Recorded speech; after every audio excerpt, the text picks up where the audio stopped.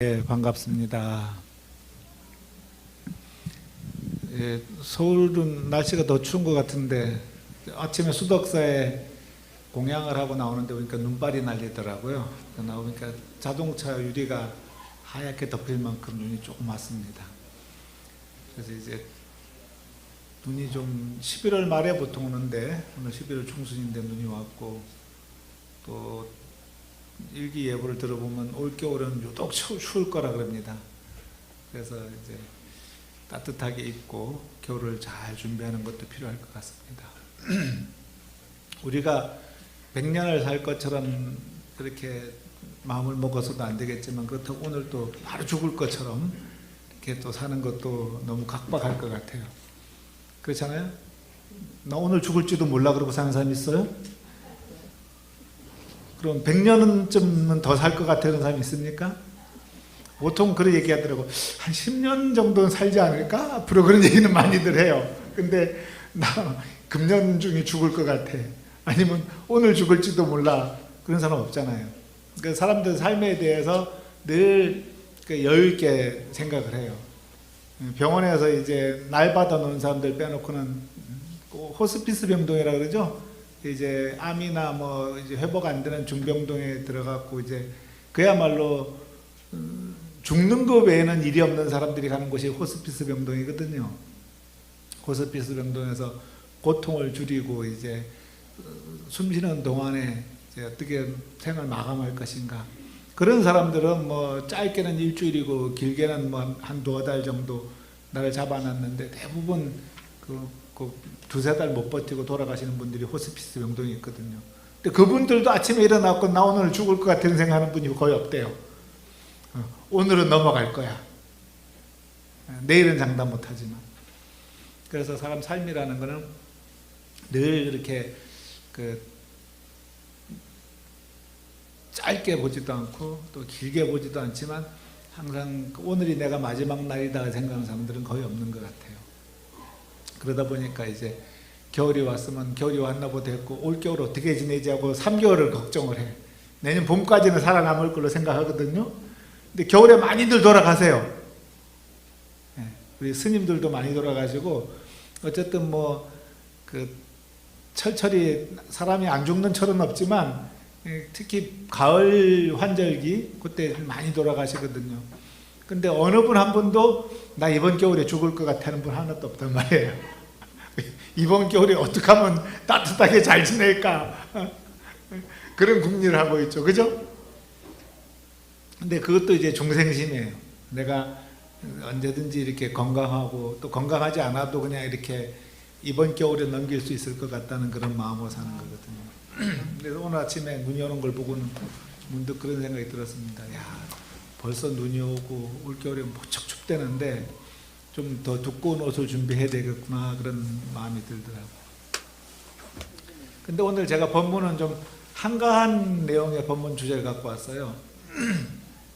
우리 조선시대 스님들 중에 가장 큰 스님으로 꼽히는 분 중에 한 분이 서산대사. 근데 서산 스님께서 시를 많이 남기셨어요. 법문도 많이 남기셨고, 그 시 중에서 이제 하나를 오늘 제가 골라갖고 이렇게 좀 외워갖고 왔는데, 주례 일환다 야례 일장수 청산 여백운 공설 무생사나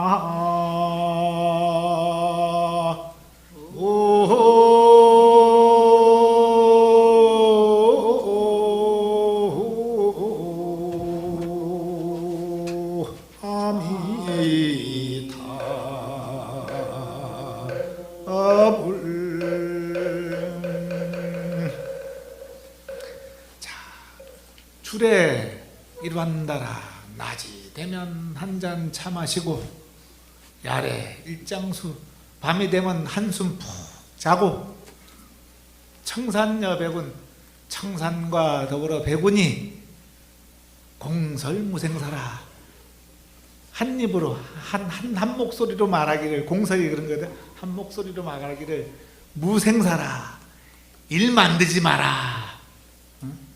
생사가 날생자 죽을 사자가 아니라 날생자다 일사자예요.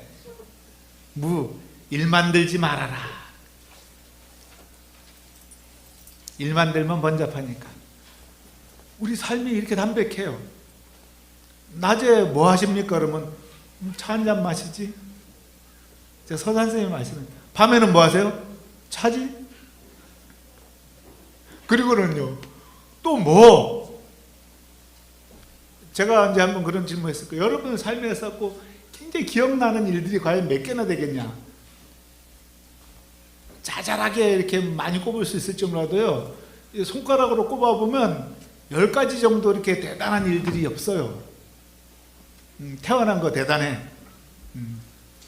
그 다음에 뭐 1등 한 번 정도 해보셨어요? 학교 다닐 때? 못했어요? 나는 밥 먹듯이 했어요. 그랬고 저는 상장을 갖다 벽에 도배를 했어요. 우리 아버님이 공부를 하도 안 하니까 공부 좀 하라고. 근데 도배를 해도 될 만큼 상장을 많이 받았어요. 근데 뭐 그 별 대단한 일 아니에요. 태어난 거 대단해. 그 다음에 이제 두 번째 중요한 게 결혼한 거거든요. 근데 나는 그 중요한 걸 안 했어. 그래서 결혼이라고 하는 큰 이벤트가 없어. 그죠? 태어나서 결혼하고 애 낳고 그 다음에 이제 환갑잔치 정도 하는데 요새는 환갑잔치 하지도 못하잖아요. 70이나 돼야지 하지. 환갑잔치 한다 그러면 정신이 없는 인간이라고, 어린 사람이 뭘 그렇게 하냐고. 저도 올해 환갑이거든요. 많이 늙었죠. 어디 가서 환갑이라고 말을 못해요. 부끄러워서. 절에 들어온 지 37년 됐거든요. 대학교 졸업하고 왔으니까. 저희 은사 스님이나 어른 스님, 설정 스님 아시잖아요. 이 스님은 40대 때부터 수덕사에서 큰 스님이었거든요. 지금 제가 나이 이제 환갑이고 조계종의 종회의장으로 총무원장 다음으로 이제 순서가 돼요. 지위가. 근데 아직도 어디 가면 젊은 스님 소리 들어요. 이게 참 되게 억울해. 여기 있는 분들도 마찬가지일 거예요. 친정어머니나 시어머니가 내 나이 때는 어디 가서 다 어른 대접받고 집안에서도 딱 그냥 제일 윗자리에 앉았는데 나는 아직까지도 시어머니 모시고 살아. 그 서열이 안 올라가. 왜 명이 길어져 가지고. 그렇거든요. 그래서 세상 살아보면 태어나고 결혼하고 어쨌든 그 애들 이제 손주 보고 10손가락에 꼽을 만큼 대단한 일들이 없어요. 우리가 매일매일이 그냥 이렇게 지지고 볶고 사는 것 같은데, 이렇게 너 인생에서 대단한 그런 게 뭐가 있냐면, 운동선수들 그렇게 평생을 운동을 하는데 올림픽 나가서 금메달 딴 사람 몇 명 없어요. 100명이 한 명이 될까 말까 하거든요. 그냥 올림픽 나간 것만 해도 인생에서 큰 일이에요. 요새 가수들 무슨 오디션 하고 나오잖아요. 임영웅이가 최고 인기가 때문에요. 10만 원짜리 표를 갖다 500만 원도 넘게 받고 판다 그러는데, 안표로. 그 돈을 엄마한테 그냥 주지 뭘 그랬다 그 표를 사준다고 그런지 모르겠어요. 어쨌든 그 사람도 그런 수만 명의 가수들 중에 그냥 그 오디션 한번 나와가지고 일생에 그냥 그렇게 성공하는 거예요. 그래서 우리 삶이 하루하루가 치열하고 하루하루가 절박한 것 같은데, 지나가 보면 줄에 이러한다. 낮이 되면 차 한 잔 마신 거, 밤이 되면 그 긴긴 밤 노래도 있잖아요. 기나긴 밤 어머님하고 노래 하고 나오는 노래도 있는데, 밤에 뭐 했으면 잠잔 거 왜 없어요? 그죠? 야식 먹었나? 그래요. 그냥 낮에는 차 한 잔 마시고 밥 한 그릇 먹고 그냥 일상 일하고, 밤이 되면 그 이불 깔고 자고 일어나면 또 아침이고. 우리 삶이라는 게 그렇게 평이하거든요. 근데 중생들은 마음속에 머릿속에 삶이 늘 힘겹고 복잡하고 애달프고 슬프고 아프고 한 거예요. 중생심이라서. 근데 이 대선사 서산대사 같은 경우는 줄에 일어난다. 낮이 되면 차 한 잔 마시고 밤이면 한숨 푹 자고. 저 천년 만년을 살아온 청산도 그냥 언제 나타난지 모르겠는 나타났던 흰 구름도 한 입으로 말하기를 갖다가 일 만들지 말아라. 일 만드는 게 뭐예요? 번뇌 아닙니까? 번뇌. 지금 이제 고등학생들, 고3들 이제 입시기도 하잖아요. 그죠? 입시기도 어떻게 합니까? 원하는 대학 가게 해주세요. 그 스카이는 생각도 안 합니다. 인서울만, 서울에 있는 대학만 가도 다행입니다. 그러잖아요. 서울에 있는 대학 못 가면 지방대학이라도 국립대학 좀 가게 해주세요. 뭐. 그죠? 근데 뭐 실력이 받쳐줘야지. 일 만드는 게 그잖아요. 자기 실력대로 능력대로 그냥 대학 가면 돼요. 안 되면 재수하고, 그리고 공부에 관심이 없으면 어디 취직해서 일하면 돼요. 근데 그냥 애가 공부에 취미도 없는데 그냥 좋은 대학 가려고 학원비 몇백만 원씩 써가면서 학원 보내고 쪽집게 과외시키고 했는데 이게 못 가네. 자질이 안 되는데 어떡할 거예요. 그래서 여기서 아이들 20살 넘은 엄마 아빠들은 자유로워지는 거예요. 애들 대학 들어갈 때까지는 번 돈의 반을 애들한테 쏟아 넣거든요.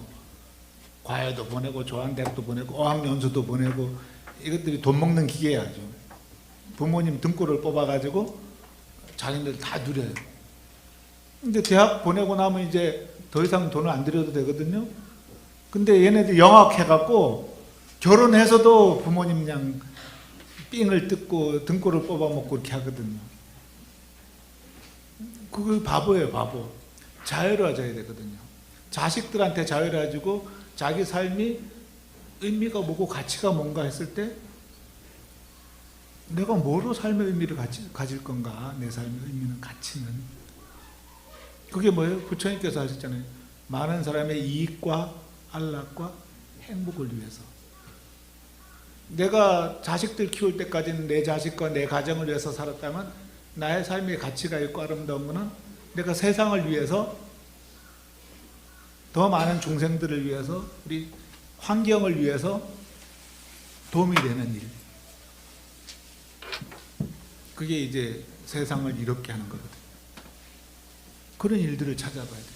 봉사가 될 수도 있을 거고 자기 개발이 될 수도 있을 거고요. 방송에 나오잖아요. 80 넘어갖고 문해교실이라 그러거든요. 한글 배워가지고 저도 그 노인 요양원 가갖고 한번 그 행사할 때 가봤더니 70, 80 먹은 할머니들이 한글을 갓 배웠는데 시를 썼는데 애지간한 시인들이 쓴 것보다 훨씬 잘 썼어요. 그 투박한 말 한마디를 글로 옮겼는데 그게 그렇게 감동이 와. 그 유명한 시인들이 쓴 시집보다도 그 할머니들 쓴 게 그냥 그 자식들 얘기, 살아온 얘기 쓴 한마디가. 그래서 여러분들이 사실은 시집을 안 내서 그렇지 시인이고 소설가고 대단한 작가들이에요. 사실 보면 여러분들 속에는 엄청나게 빛나는 아름다운 시들도 들어있어요. 여러분 삶이 그대로. 우리나라 최고의 시 중에 하나가 뭐가 있습니까? 풀꽃. 나태주 시인 시 알죠? 가까이 보아야 예쁘다, 오래 보아야 사랑스럽다, 너도 그렇다. 그래서 뭐래요? 지 눈의 안경이다 그런 거예요. 그 말이 그거거든요. 그거 간단한 거예요. 가까이 봐야 예뻐요, 오래 봐야 사랑스러워. 그게 가족이고 부부고 부모 형제고 그거잖아요. 아니 그 텔레비에 나오는 사람 잘생겼지, 근데 내 자식하고 TV에 나오는 사람하고 누가 예뻐요? 그러면 내 자식이 예쁘지. 왜? 늘 가까이서 보고 오래 보니까 내 자식이 예쁘고 사랑스러워요. 임영웅이가 좋지, 근데 그래도 내 자식이 더 좋아. 그게 뭐예요? 그 살아온 의미와 가치가 거기 있어서 그래요. 그래서 자식을 키우고 가정을 꾸릴 때는 그 자식에게 정성을 다하고 가정에 헌신하지만 이제 그게 끝났을 때는 뭐예요? 이제 나의 삶을, 나의 미래, 나의 다음 생을 준비해야 될 거 아니에요? 그건 뭡니까? 세상에 이익이 되는 그런, 그게 서원이라죠. 서원. 여러분들 기도할 때는 그 발언문을 써야 되거든요. 발언문은 언제 합니까? 그러는데 처음 시작할 때 한 번 하고 끝날 때 한 번 하는 거예요. 시작할 때는 나는 이런 마음으로 이런 의미를 가지고 기도를 하겠습니다. 내 자식이나 나의 삶이나 내가 사는 세상이 전쟁이 없어지고 좀 평화로워지고 싸움이 없어지고 내가 좀 더 지혜로워지고 자비로워지고 너그러졌으면 좋겠습니다. 그리고 기도가 끝나고 나면 내가 기도해서 얻은 이 공덕을 다른 사람들에게 좀 베풀고 나눠주겠습니다. 회양 발언문이에요. 끝나고 하는 거는. 그래서 우리가 법회 끝날 때마다 맨날 뭘 합니까? 사홍선이잖아요. 중생을 다 건조리다, 번뇌를 다 끊으리다, 법문을 다 배우리다, 불도를 다 이루리다. 사홍선은 일종의 회양 발언문이에요. 그래서 법회 끝날 때마다 하거든요. 시작할 때는 그 오늘 같은 경우는 이제 뭐 입시 기도를 한다든지 아픈 사람이 있으면 오늘 제 기도는 누구 아픈 사람한테 낫게 하기 위해서, 오늘 제 기도는 돌아가신 분이 극락왕생하기 위해서 그렇게 기도를 하고 끝나고 나서는 이제 기도가 잘 맞춰졌으니까 이 공덕이 원이차 공덕, 원컨대 제가 오늘 기도한 공덕이 보급의일체, 일체 모든 중생들, 우리 여기 법당에 있는 모든 법우들에게 보급의일체, 아등여 중생, 나와 다른 모든 사람들이 동견 무량수, 함께 무량수 부처님을, 무량수 부처님 누구예요? 아미타 부처님이에요. 아미타 부처님을 배웠고 계공성불도 하여지, 다 불도를 이루게 하지. 그게 다 이제 회양 발언이거든요. 기도문에 다 있어요. 근데 여러분들이 마음에 붙지 않고 입으로만 따라서 해. 그래서 뜻을 잘 몰라. 그래서 법회 때 이런 걸 설명을 해드리는 거예요. 그 천수경에 다 갖춰져 있거든요. 한글 해석문 한 번만 읽어봐도 돼요. 개경계 무상심신 미묘법 백천만금 난조 아금문견 득수지 원해열해 진실의 무상심신 미묘법 백천만금 난조 아금문견 득수지 원해열의 진실의. 요거 이제 개경계인데 여러분들 할 때는 이제 연불 쭉 이어서 하잖아요. 지금 제가 하는 거는 스님들이 승가대학에서 아침마다 상강례 할 때 외우는 연불조예요. 무상심신 미묘법, 위 없이 깊고 깊은 부처님의 미묘한 가르침을 백천만금 난조, 백겁천금 만급과도 만나기 어렵고 아금문견 득수지, 내가 지금 오늘 듣고 보고 마음에 받아지니오니 원해 열의 진실을 하여지다. 원컨대 부처님의 그 뜻을, 그 마음을 내가 알아지이다. 어머님들이 자식들한테 기도하는 게 뭐예요? 이놈들이 내 마음을 좀 알아줬으면 하는 거잖아요. 엄마가 너희를 얼마나 사랑하는지, 너희를 얼마나 걱정하는지, 너희를 얼마나 위하는지, 내 입에 들었던 단 것도 뺏어 먹이고 진자리 마른 자리 가라니시고, 그죠? 다 나오잖아요. 부모 은중경에 나오는 거 아니에요. 근데 자식이 끝마 마음을 몰라. 맨날 가출하고 속색이고 취직 안 하고 빈둥거리고 결혼도 안 하고. 부처님도 마찬가지예요. 원해열의 진실. 내가 부처님 뜻을 알게 해지이다. 내가 부처님 뜻을 아는 그런 간절한 마음이 자식들이 내 뜻을 알게 되고, 무심한 남편이 내 뜻을 알게 되고, 주변 사람들이 나의 마음을 이해하게 돼서 우리가 서로 이해하고 화합하는 그런 게 되는 거거든요. 그래서 일상이라고 하는 것들은 낮에는 차 한잔 마시고 밥 한 그릇 먹고 이렇게 훅 지나가고, 밤이면 그냥 해져서 눈 감고 자고 일어나면 또 하룻밤에 지나가고, 그렇게 무의미 없는 한 날이 지나가는 것 같지만, 또 중생들의 삶은 늘 탐진치 삼독에서 욕심부리고 그리고 미워하고 고집 피우고 하는 걸로 일생을 지나간단 말이에요.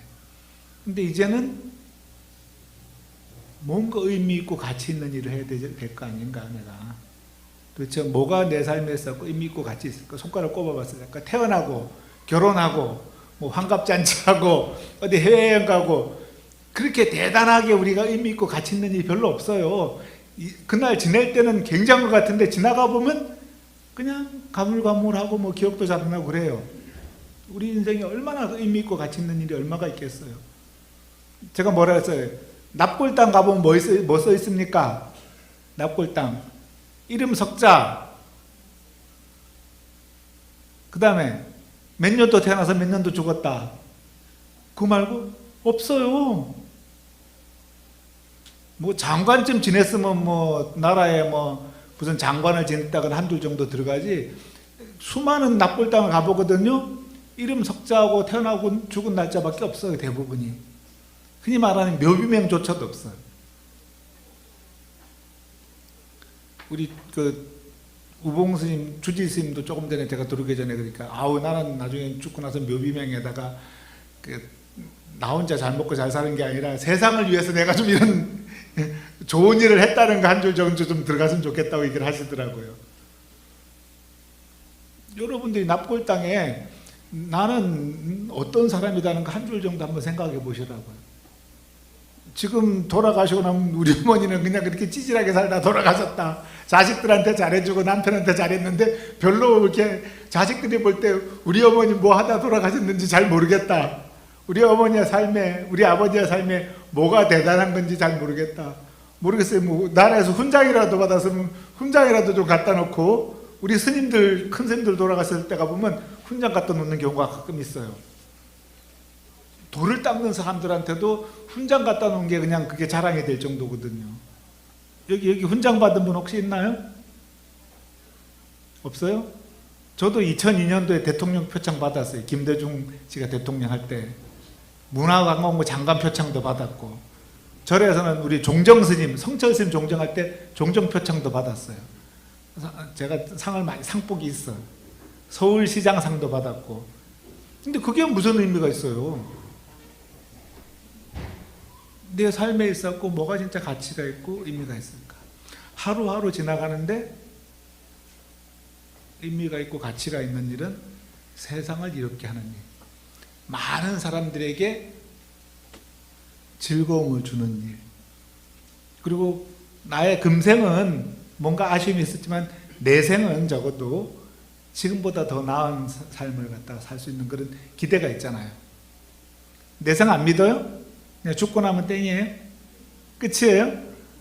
전 내생 믿어요. 금생에 공부하면서도 뭔가 부족하고 아쉬운 게 있다면 계속 채워서 다음 생은 좀 더 나아지도록. 저는 금생에 복이 굉장히 많은 사람이에요. 사실 어떻게 보면 일찍 불교를 접했고 출가했고 오래도록 탈 없이 살았거든요. 저 정도 인물이면 사실은 어떤 여자가 채가도 채가야 되는데 살아남았잖아요. 아니, 우리 절에 보면 노스님들 보면 젊었을 때 똑똑하고 인물 좋은 스님들은 다 여자들이 채 갖고 가서 다 장가 갔어요. 그랬고 승질 살았고 인물 떨어지고 하는 스님들만 남아가지고 아주 노스님들이 승질 부리고 막 그랬거든요. 근데 저 정도 인물에다가 공부도 잘했고 똑똑한데 왜 안 데려간지 모르겠어. 그래서 이렇게 우리 여기 화계사 주인스님도 마찬가지거든요. 뽀얗고 인물도 좋고 똑똑하고 아주 야무지거든요. 이게 뭐냐면 복이 많은 거예요. 살아남은 거예요. 이게 수행자로 살아남는 게 만만한 게 아니거든요. 내 속에서도 그런 게 있고 집에서도, 저희 어머니도 제가 출가하고 10년 동안 그랬거든요. 아우 이제 스님 5년만 하고 나오지, 10년만 하고 나오지. 보니까 우리 친척 중에 10년 하고 나온 사람들이 들어 있더라고요. 그러니까 스님도 10년만 하고 나오지. 나와서 뭐 하게? 내가 가게를 차려주든지 뭘 먹고 살 궁리를 해줄 테니까 그냥 나오면 된다는 거예요. 며느리가 나 아까 어머니가 그러시더니 10년 지나고 나니까 이제 사그라지더라고요. 그러거든요. 근데 이렇게 절에 가서 이렇게 출가해가지고 그런 어떤 번뇌나 그런 환속의 어떤 유혹들도 있고 한데 없이 이렇게 수행생활하고 기도하고 공부하고 남은 자체도 큰 공덕이거든요. 복이거든요. 그러니까 다음 생에는 좀 더 좋은 공부를 해갖고 이렇게 더 좋은 스님으로 사는 어떤 그런 기도를 해요. 사실은 꾸준하게 공부하고 노력하지만 여러분들도 마찬가지거든요. 불교를 접해갖고 나도 다음 생에는 더 좋은 그런 수행의 인연, 기도의 인연이 되고 또 가능하면 한번 좀 출가해보는 그런, 예, 잡혀가더라도 이제 금생에 이제 부인한테 빚을 많이 진 사람들은, 남자들은 출가했다가도 그분한테 잡혀가게 돼 있어요. 보살님들한테 그러잖아요. 남편을 부처님 모시듯이 잘해주라고. 그래 이제 다음 생에 장동건을 만나든 원빈을 만날 건데, 이 남자한테 얻어먹고 해주는 게 모자라면 다음 생에 그 남자 만나서 또 밥도 해주고 애도 낳아주고 해야 된다니까요. 빚은 갚아야 되잖아요. 부부간에는 깊은 인연인데 빚지는 인연도 있어요. 남자가 벌어다 주는 거 열심히 먹고 쓰고 그냥 해버리면 그게 빚이 남으면 갚아줘야 돼요. 그래서 부부나 자식, 가족 간의 인연은 깊은 인연이면서 서로 얽히고 설켜 있는 거예요. 그래서 그 남자들은 대부분 그러더만요. 60 넘어가면 다음 생에도 당신하고 결혼할 거야. 근데 여자들은 그러거나 말거나 뭐 나는 마음이 좀 달라 그렇게 얘기를 하더라고요. 그게 뭐예요? 좀 더 아름다운 다음 생을 꿈꾸는 거예요. 결혼을 하건 결혼하지 않건 간에 다음 생에는 내 의지대로 나의 삶을 좀 더 자유롭게 살고 싶은 그런 마음을 가지잖아요. 그죠? 그러려면 여러분들이 금생에 있었고 나의 어떤 삶을 꾸며나가는 것들, 그게 중요해요. 지나가 보면 낮에는 한 잔 차 마시고 밥 한 그릇 먹은 걸로 지나가 버리고, 밤에는 한밤 자고 일어났으니까 또 하루가 지나가고 또 하루가 지나고 또 하루가 지나가지만, 우리가 만들어야 될 일은 바로 원력이라는 거예요. 이 부처님 법 만나는 게 얼마나 소중한 일이에요. 무상심신미모법 백천만검난조 아금문경 득수지 원해열의 진실. 그 부처님의 뜻을 알고 부처님을 만난다는 게 얼마나 고맙고 다양스러우실까. 위법망구라 그러잖아요. 위법망구. 내 삶에 있었고 부처님 법을 만난 것만큼 가장 중요하고 소중한 게 없어요. 그래서 다른 걸 다 버릴 수 있는 거예요. 최고를 구하잖아요. 최고를. 최상의 삶을. 그러니까 여러분들이 인생에서 만난 가장 귀한 법에는, 가장 귀한 가르침은 부처님 법 만나고 부처님 법 만난 인연이라 하잖아요. 그래서 제가 가끔 물어보면 가장 존경하는 사람이 누굽니까? 그러면 간디요. 그러고 보지도 못한 간디를 왜 이렇게 좋아하는지 몰라요. 한국 사람들이 가장 존경하는 위인 중에 하나가 간디가 늘 1, 2위로 꼽혀요. 한국 사람 중에는 이순신 장군요. 임진왜란 때 있지도 않았으면서 이순신 장군도 뭐. 요즘은 또 이제 한글이 뛰어나니까 세종대왕이라고 그러거든요. 살아있는 사람 가운데 누굴 제일 존경하느냐. 저는 뭐 성철 스님만 해도 우리가 법문을 접하고 사는산 연부름물이나, 절에 있는 분들은 내가 불교 대학이든지 법회에서 만나는 주지 스님이라든지 스님들의 어떤 법문을 가슴속에 푹 담고 그게 삶에 있어갖고 했던 그런 큰 에너지가 되고 공덕이 되는 거예요. 나의 삶에 있어서 가장 좋았던 시간은 내가 법당에서 108참에 1080배 절하면서 기도할 때. 우리가 업장을 소멸시키는 거하고 좋은 게 어디 있습니까? 텔레비전만 틀면 그냥 찍어 발라서 피부가 좋아지는 것, 집어 먹어서 내장이 좋아지는 것, 뱃살이 빠지는 것, 온통 몸뚱이 관리하는 거예요.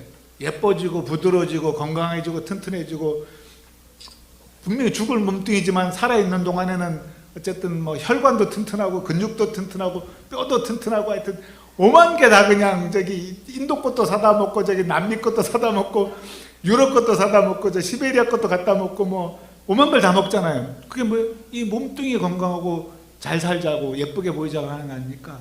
근데 불교 중생들은 업을 청정하게 살고 내 마음을 건강하고 아름답게 꾸미는데 관심을 가져야 되거든요. 몸이 건강하게 다 하긴 하지만 내 업을 청정하게 하는 것이 눈물로 참여를 하는 것이고, 땀을 흘리면서 참여를 해갖고 내 삶에 있었고 꿉꿉하고 찝찝하던 것들이 녹아나서 다음 생에는 더 아름다운 인연으로, 더 좋은 인연. 그래서 보면 겉모습 예쁜 거 좋아요. 근데 내면도 예뻐야 될 거 아니에요. 층간 소음도 없애고 주차장 시비도 없애고, 모든 시비가 있을 때 그 시비를 갖다 녹여서 내 마음속도 분노와 원한을 없애버리고 상대방에게도 그런 분노와 원한의 마음을 갖지 않도록 해갖고 중생이 서로 아름답고 이해하고 사랑하는 마음을 살아가는, 그게 바로 보살이거든요. 그래서 여러분들이 보살의 원력을 가지고 기도하시길 바랍니다. 시작할 때 나를 위한 그 발언을 하고, 끝날 때 주변 사람들, 세상을 위한 발언을 하고, 그 기도를 끝나고 나면 내 이마에 땀이 흐르고 숨이 가빠지지만 내 마음속에 분노나 원망이나 고통과 슬픔이 녹아나고 그 힘이 주변 사람들의 슬픔과 근심과 분노도 녹여나게 하고 또 지금 뭐 이스라엘이랑 전쟁 벌이고 있는데 또 우크라이나 전쟁 벌어지고 있는데 그런 전쟁들이 우리가 기도함을 통해서 녹여내는 거예요. 나라의 국민들의 여론이 모이게 되면 대통령도 뜻을 바꾸고 전 세계의 사람들의 마음이 전쟁이 더 이상 일어나서 안 된다는 결연한 마음, 간절한 마음이 형성되면 전쟁도 끝이 나거든요. 다만 우리의 원력이나 뜻이 나 내면에만 내 가족한테만 머물러 있다 그러면 그 이기적인 거잖아요. 그죠? 서산 스님은 하루하루가 낮에 차 한 잔 마시는 그 밥 한 그릇 먹는 걸로 그냥 일상으로 지나가고 밤에 한 잠 자고 일어나면 좋다 이거예요. 그러나 그 가운데서 우리가 미래를 준비하고 현재 세상의 이익을 위해서 많은 사람들의 이익을 위해서 기도하는 게 우리 불자들이 해야 될 게 아닌가. 올겨울에 다 살아남읍시다. 내년 봄까지 다 살아남으자고요. 이도 내가 인식시켜주는 거예요. 올겨울에 돌아가시는 분 있으면 안 됩니다. 49제 저기 위패 올라가지 갈 사람 없을 거예요. 몸도 잘 챙기지만 우리 업도 잘 챙기자고요. 그래서 올 겨울 내 여러분들이 좋은 기도, 동안과 기도 잘 마치시기 바라고 또 좋은 원력 세워서 부처님 만난 기쁨을 함께 나누길 바랍니다. 마치겠습니다.